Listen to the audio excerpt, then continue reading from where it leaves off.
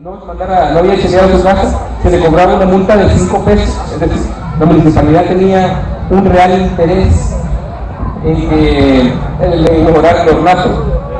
Por otra parte, en 1903 se creó la ordenanza que mandaba construir portales. Hasta esa fecha no existían portales en San Pedro. El único portal que existía era el de la familia Don Vicente Prieto.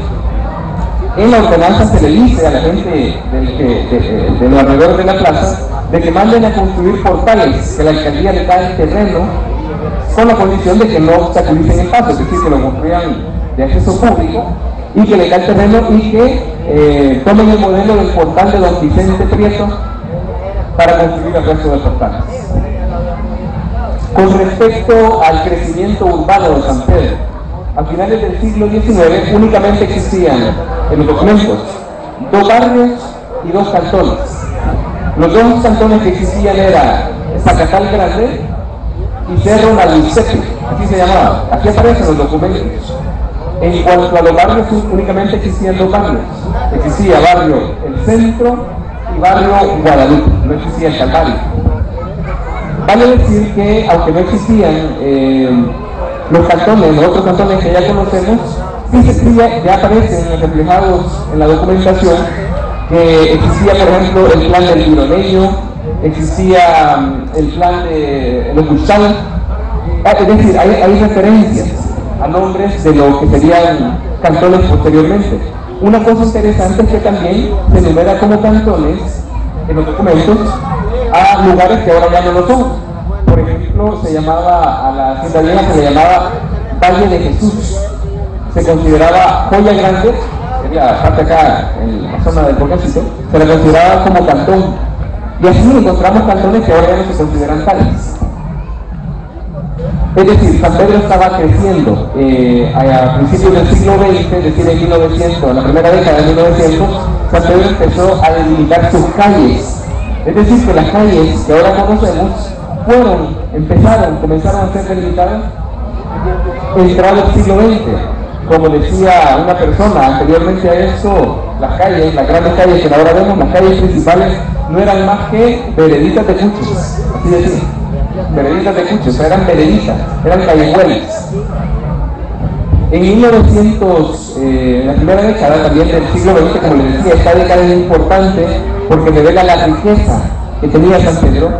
Para ese tiempo San Pedro ya tenía telégrafo, ya tenía teléfono y estaba impulsando un plan de querer poner agua corriente. Para ese momento el afluente más cercano que existía y que daba agua a la mayoría de la población de San Pedro era lo que se consideraba como puente El Chorro. Esta puente El Chorro, que es lo que posteriormente se le conoció como el Chorro de Lourdes, era la que abastecía a la mayoría de la población, además de pequeños afluentes en barrios, pero esta es la principal. Este chorro sufrió trabajos, más o menos en 1909, comenzaron trabajos que le dieron el aspecto que nosotros conocemos y que le dieron incluso el nombre. Desde 1909 se le empieza a llamar Chorro de Lourdes. Por otra parte, en cuanto a el agua corriente, se empezaron a hacer los proyectos.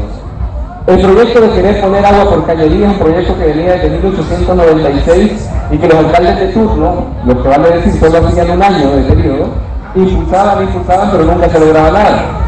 Fue hasta que llegó don Jesús Peña como alcalde que se logró que él tomó el proyecto que ya tenía mucho tiempo de venirse proponiendo. Él asume el proyecto y lo moviliza. Esto fue en 1906.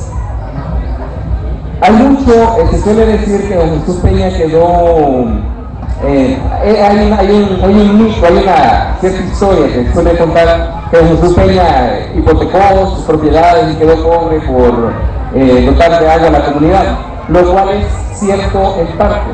Y yo para decir eso me baso obviamente en la documentación que he podido encontrar, sin intentar demeritar el valor de don Jesús Peña. De hecho, estoy diciendo que don Jesús Peña fue muy importante porque fue en su administración cuando él impulsó el proyecto. En 1906, él mandó comprar la cañería, mandó pagar un ingeniero para que diera la viabilidad técnica de que era posible traer el agua por gravedad. incluso puso parte del dinero de él. Lo que sucedía es que en ese momento lo que se dispuso fue crear un impuesto al café para financiar la obra. El asunto fue que ese impuesto iba a empezar a ser cobrado hasta en enero. Y en enero